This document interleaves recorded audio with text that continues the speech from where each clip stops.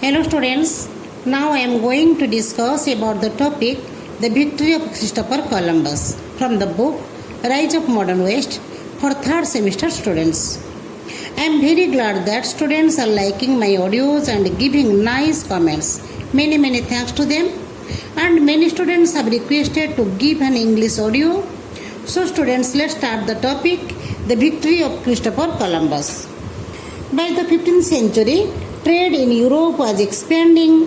The Roman Empire had broken up into several strong kingdoms. Trade for luxuries such as spices and silk had inspired European explorers to seek new routes to Asia.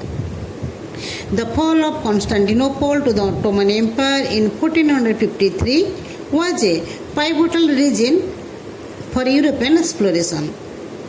Trade throughout the Ottoman Empire was difficult and unreliable.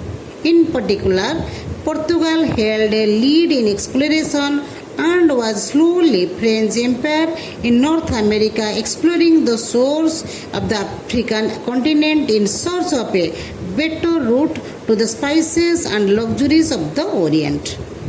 It was upon this backdrop that an explorer, Christopher Columbus, submitted his plans for a voyage to Asia by sailing around the world. By the late 15th century, most educated Europeans knew the world was round. The Greek mathematician Eratosthenes had accurately deduced that the world was approximately 25,000 miles in diameter. Based on this figure, many of the experts studying Columbus' plans on behalf of the European monarchies that he approached correctly felt it was too far for any contemporary sailing ship to go. Columbus contested the measurements, claiming that the world was more smaller than widely believed. In 1451 AD, Christopher Columbus was born in the city of Genoa in Italy. From his childhood, he was influenced by reading the travelogue of Marco Polo and other writings concerning sea voyages. He became eager to sail westward in order to reach Asia. The writings of Florentine geographer Toscanelli convinced him that he could return to the same place even after traveling around the earth because it is round. He gained maritime experience both in the Atlantic and the Mediterranean and entered the service of King John II of Portugal. He appealed to the Portuguese king for finance to undertake sea voyage in Atlantic Ocean, but the king denied. Columbus also failed to get help from Genoa and Venice. Being disappointed, Columbus went to Spain and met King Ferdinand and Queen Isabella. He painted a rosy picture in the mind of the king and queen that the voyage in sea would enable him to bring immense wealth and countless slaves to Spain.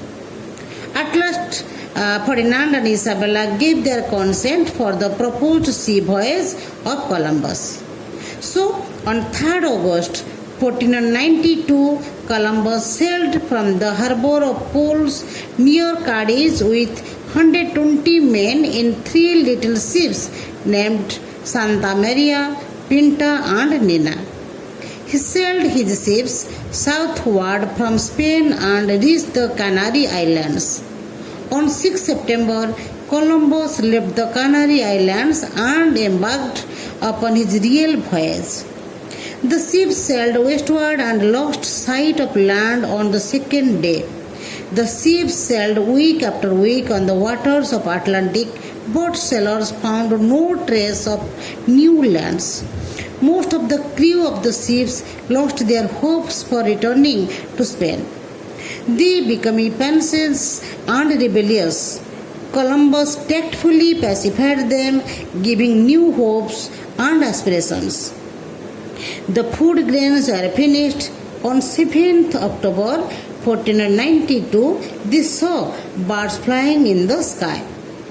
Columbus led the ships in that direction, and 5 days later, he with his sailors landed on one of the Bahama Islands and planted there the flag of Spain. So during the next few months, Columbus sailed to Cuba and Haiti. He discovered the islands near the mainland of North America. He called the inhabitants of those lands as Red Indians.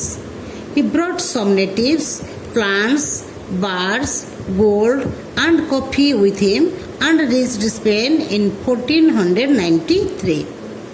Columbus was greeted by the people of Portugal. King Ferdinand and Queen Isabella showed favor upon Columbus and eagerly listened to his tales relating to his voyage to the new lands which he had discovered.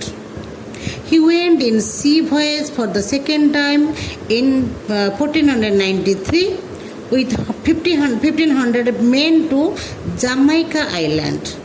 In 1498, he went on sea voyage for the third time and discovered Trinidad and other islands. So in 1502, he went on sea voyage for the last time and discovered Honduras and other islands. Till his death in 1506, Columbus did not know that he had discovered the new continent of America. Later on, a sailor named Amerigo Vespucci named those lands discovered by us America, which was named after him.